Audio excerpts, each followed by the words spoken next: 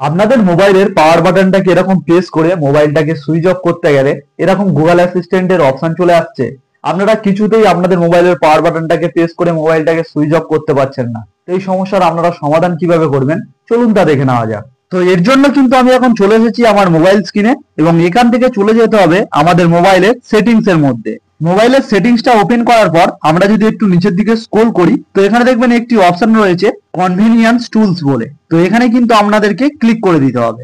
তো এখানে ক্লিক করার পর নিচের দিকে দেখবেন একটি অপশন রয়েছে okay Google assistant with power button বলে। তো এই অপশনটাকে কিন্তু আপনাদেরকে খুঁজে বার করতে হবে।